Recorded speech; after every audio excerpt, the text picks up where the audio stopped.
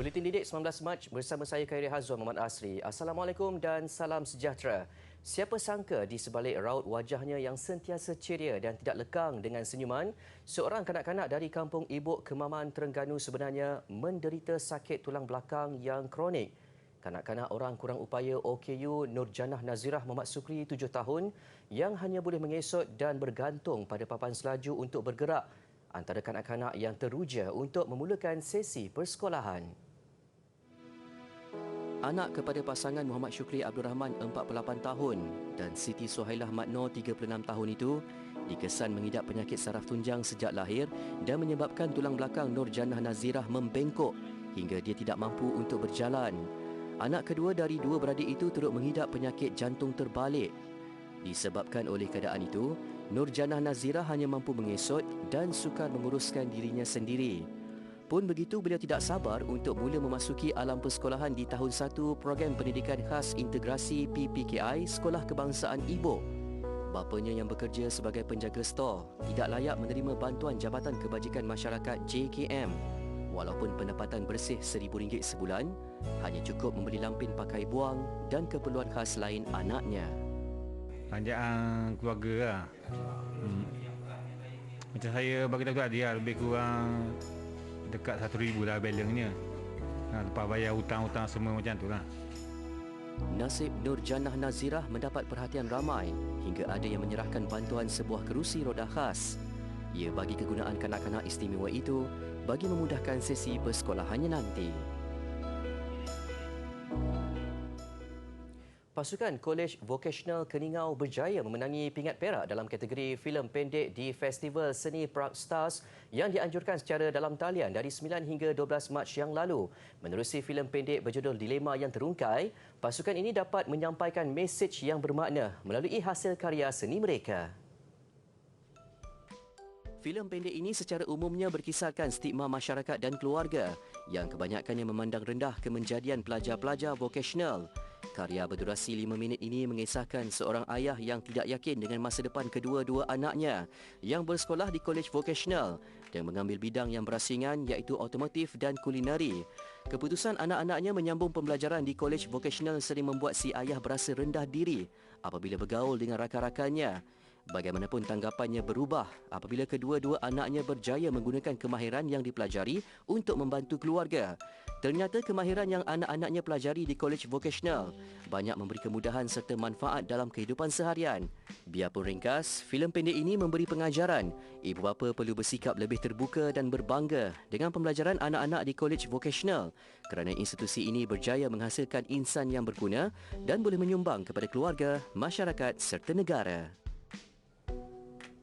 Hubungan baik antara para graduan dan universiti membantu institusi pendidikan tinggi berada di landasan tepat dalam membina generasi yang berilmu dan berwawasan. Itu antara titah Sultan Selangor Sultan Sharafuddin Idris Shah pada hari pembukaan Istiadat Convocation Universiti Putra Malaysia UPM ke-45 hari ini. Baginda yang juga Chancellor UPM bertitah, selain menyumbang pada pembangunan pelajar UPM, ia juga sebagai tanda syukur atas pengorbanan yang dicurahkan warga universiti membantu graduan mencapai kejayaan. Kerjasama dan hubungan baik antara keduanya mampu memberi nilai tambah dari pelbagai sudut, antaranya pertukaran idea dan kehendak industri yang membantu melahirkan lebih ramai graduan yang berilmu. Istiadat Convocation UPM bermula hari ini sehingga 24 Mac, melibatkan seramai 6,142 graduan. Ia merangkumi 484 penerima ijazah Doktor Falsafah, sarjana 1,611 graduan, ijazah sarjana muda 3,564 graduan dan diploma 483 graduan. Baginda juga berkenan mengurniakan hadiah pingat emas Chancellor kepada Iskandar Zulkarnain Adamul Hazzah dari Fakulti Kejuruteraan. Turut menerima anugerah khas pada Istiadat Convocation kali ini ialah Eddie Irwan Siddiq, N. Vaishnavi dan Siti Nur Syamisa Masmos. Sistem pendidikan negara perlu berubah ke arah pendigitalan sesuai dengan keadaan semasa dan kehendak industri yang memerlukan pekerja berkemahiran. Menteri di Jabatan Perdana Menteri Ekonomi Datuk Seri Mustafa Mohamed berkata, peredaran zaman berlaku secara dinamik. Justru kemahiran yang menepati kehendak pasaran boleh mempengaruhi tawaran gaji daripada majikan. Jelasnya, isu kenaikan gaji merupakan isu yang besar namun perlu selaras dengan peningkatan kemahiran rakyat di negara ini. Pelabur yang datang ke Malaysia memerlukan pekerja tempatan berkemahiran tinggi. Justru melatih anak muda dengan kemahiran tinggi dan berkualiti dalam bidang yang diperlukan akan membantu mereka menerima tawaran gaji tinggi. Tambah Datuk Seri Mustafa, pendigitalan dalam sistem pendidikan sedang dilaksanakan secara berterusan di sekolah rendah, menengah, kolej vokasional dan universiti bagi meningkatkan kemahiran belia dan rakyat negara ini. Kerajaan sentiasa melakukan perubahan terhadap sistem pendidikan negara melalui Kementerian Pendidikan, Kementerian Pengajian Tinggi dan Kementerian Sumber Manusia. Industri kreatif merupakan salah satu sumber penting pertumbuhan ekonomi dan budaya yang semakin berkembang maju di negara ini. Bertolak dari situ, lebih banyak kolej serta universiti awam dan swasta menawarkan program pengajian berkaitan industri kreatif sekaligus menubuhkan jabatan dan fakulti industri kreatif. Segmen Kerjaya minggu ini mengungkap pengalaman dan cabaran seorang pelukis animasi. Menurut kajian asas industri kreatif yang dilakukan oleh Perpadanan Ekonomi Digital Malaysia (MDEC) pada tahun 2008, industri itu telah menyumbang sebanyak 5.8% kepada keluaran dalam negara kasar KDNK, mewakili 7.5% peluang pekerjaan di seluruh negara. Muhammad Ashraf Abdul Rahman yang mempunyai minat dalam bidang industri kreatif, khususnya animasi sejak kecil, berpendapat kejayaan ini memerlukan kemahiran yang tinggi dan ia tidak datang secara tiba-tiba. Melukis adalah satu proses di mana seseorang itu akan dilatih untuk mengasah kemahiran visualisasi dalam menyiapkan sesuatu tugasan. Bila kita dah start masuk dalam pekerjaan, pada permulaannya mungkin ambil masa dalam 2-3 tahun lah untuk betul-betul stabil dari segi kerjaya tu kan. So permulaan tu dia mungkin struggle dekat luangkan masa yang banyak di pejabat untuk meet the deadline, sebab production untuk kreatif ni dia sama macam kalau pergi syuting kat luar kan, pergi berlakon, lebih kurang sama je timeline dia. Tambahnya, industri kreatif animasi mempunyai pelbagai cabang yang boleh diceburi. Antaranya ialah suntingan video, kesan visual, permainan video, fotografi dan sebagainya. Dalam pada itu, pengurusan masa adalah antara cabaran utama kerjaya sebagai pelukis animasi.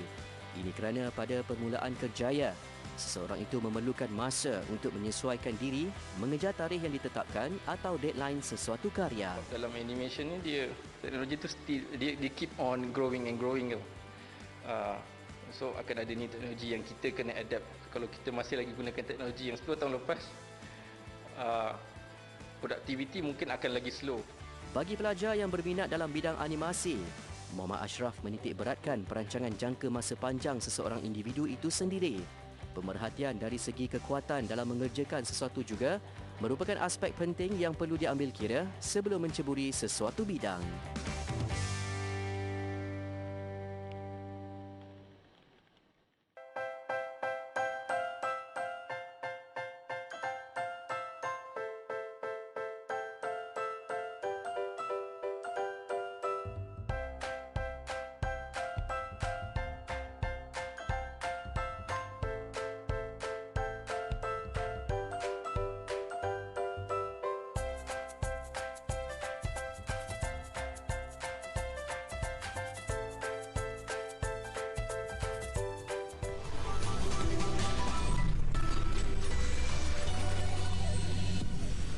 Kembali di Buletin Didik. Pelajar asing yang menuntut di Malaysia wajib mempelajari bahasa Melayu.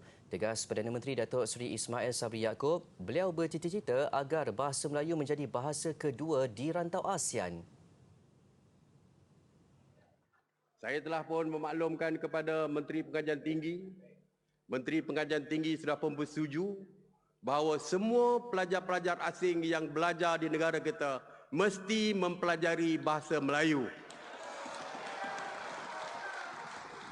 Dan kita mahu menjadikan bahasa Melayu sebagai bahasa ilmu. Tuan-tuan dan puan, untuk pengetahuan semua, lebih daripada 300 juta penduduk di ASEAN ini menggunakan bahasa Melayu sebagai bahasa pertuturan. Dan bahasa Melayu merupakan bahasa yang ketujuh di dunia dari segi jumlah penuturnya. Beliau berkata demikian ketika penggulungan naib Presiden UMNO pada Perhimpunan Agung UMNO siang tadi. Beliau turut berkongsi pengalaman ketika melakukan lawatan kerja di Kemboja dan sidang 2 hala di Thailand. Pemimpin negara berkenaan menggunakan bahasa ibunda mereka. Katanya tidak ada sebab kenapa kita tidak boleh menggunakan bahasa ibunda sendiri.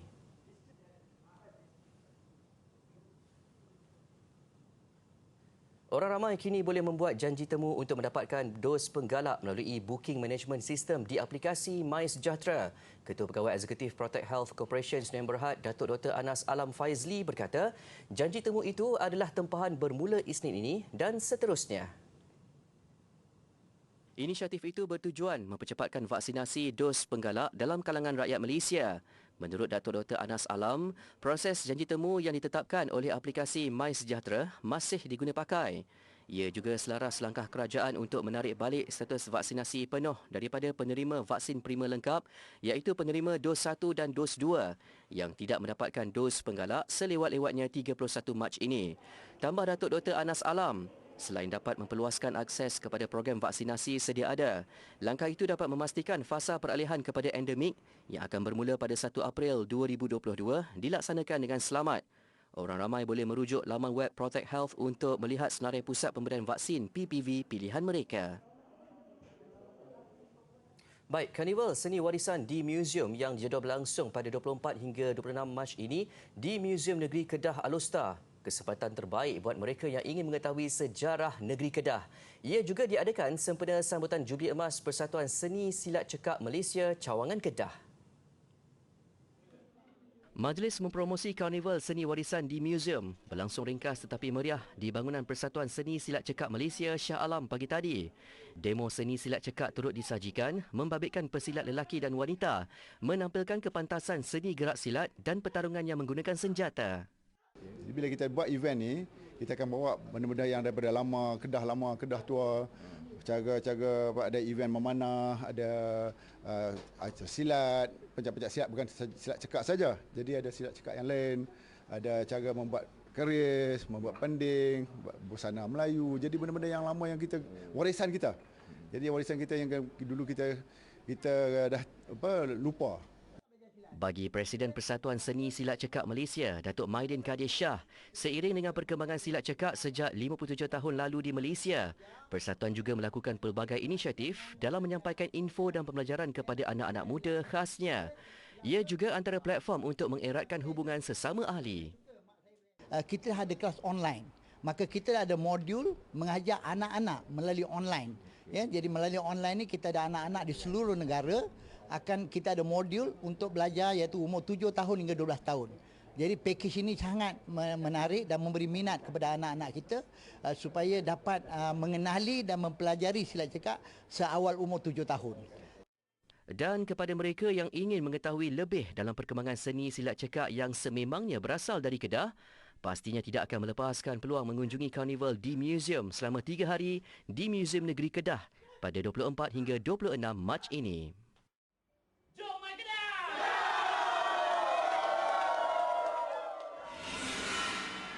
Sementara itu, hadir sama pada majlis santai pagi tadi, Dr. Roziah Abdullah, Pengarah Bahagian Perancangan dan Penyelidikan Dasar Pendidikan, Kementerian Pendidikan Malaysia. Beliau melihat silat cekak bukan sekadar cabang seni bela diri, tetapi tersirat pelbagai manfaat yang menjurus kepada falsafah pendidikan. Sebagai orang kementerian yang mendokong lihat kepada pembangunan anak bangsa, saya yakin apa yang dibuat oleh seni silat cekak Malaysia ni memang seiring dengan falsafah pendidikan, iaitu membina intelek, jasmani, emosi dan khususnya rohani. Lebih daripada itu, silat cekak juga turut menjadi pilihan beberapa individu untuk dijadikan bahan kajian sekaligus mengupas keistimewaan seni bela diri warisan Melayu ini.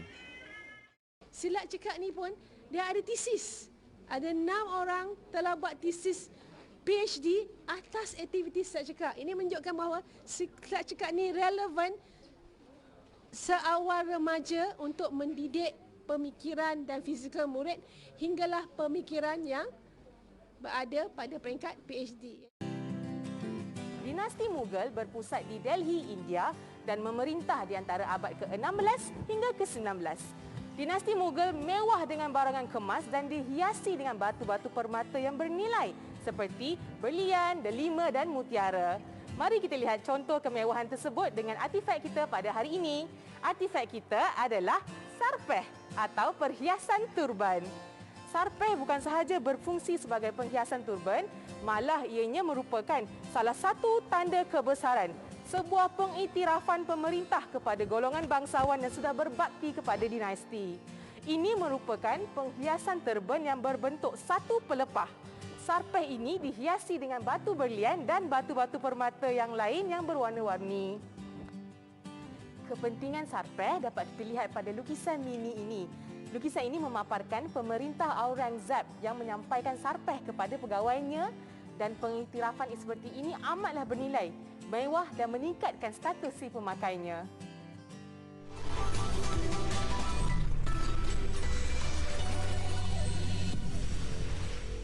Seorang kanak-kanak lelaki memecahkan rekod dunia menyelesaikan cube Rubik terpantas sambil berbasikal. Ia menyaksikan V. Jayadarshan mencatat masa 14.32 saat. Aksi luar biasa dipamerkan Jayadarshan dikongsi menerusi laman Twitter rekod dunia Guinness. Jayadarshan yang berasal dari Chennai, India kelihatan tenang menyelesaikan cube Rubik sambil berbasikal. Bakat dimiliki Jayadarshan untuk menyelesaikan cube Rubik dalam tempoh singkat nyata memerlukan kerja keras. Ini kerana kanak-kanak itu mengambil masa 2 tahun berlatih sebelum mencuba nasib melakar rekod dunia.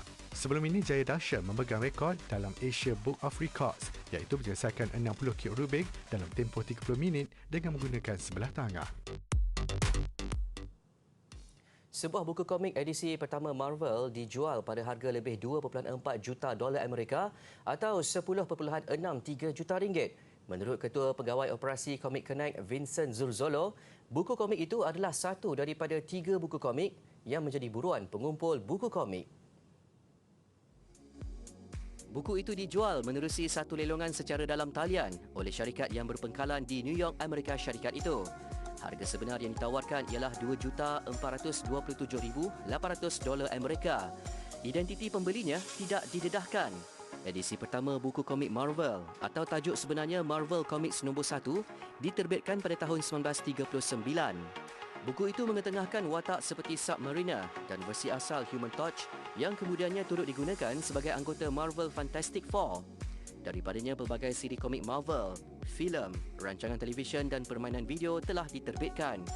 Buku itu dianggap amat berharga kerana turut mengandungi tulisan tangan oleh penerbitnya serta jumlah upah yang dibayar kepada penulis dan pelukis komik itu.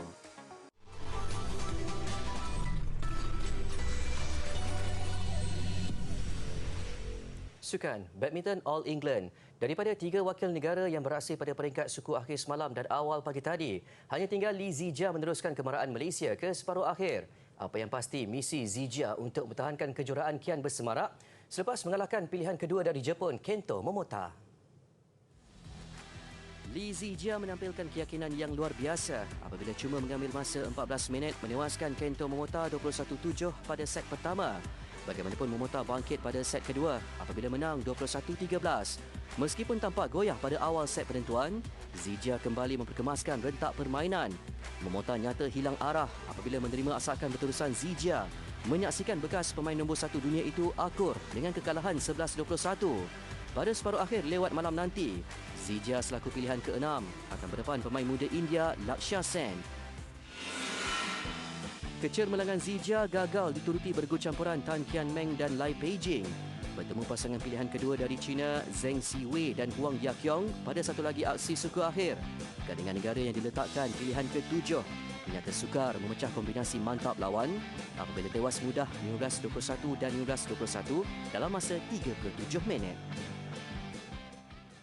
Bola sepak Liga Perdana, nasib berbeza Kelantan FC dan Kelantan United pada aksi semalam. Ketika Kelantan FC ceria meraih kemenangan kedua, Kelantan United pula tumpas di tangan Johor Darul Takzim JDT 2. Perlawanan skuad projek FAM MSN menentang Kelantan FC berlangsung di Stadium KLFA Ceras. Berlangsung sengit meskipun dibezakan dengan pengalaman yang dimiliki kedua-dua pasukan, tuah akhirnya berpihak Kelantan FC yang meledak gol kemenangan menerusi Nixon Guilherme pada minit ke-47. Pada satu lagi perlawanan, Kelantan United bertandang ke arena lawan menentang JDT 2. Seimbang pada awal saingan, JDT 2 membuka jaringan 10 minit sebelum rehat menerusi Daryl Sham Josh. Fernando Rodriguez kemudian tampil mencetak gol kedua tuan rumah pada minit ke-74 untuk melenyapkan kebangkitan pelawat. Aksi berani peluncur Itali Marcus Eder merentasi kawasan pergunungan bersalji mengakhiri buletin didik malam ini. Saya Kaidi Hazam Muhammad Asri. Salam hormat dan Assalamualaikum.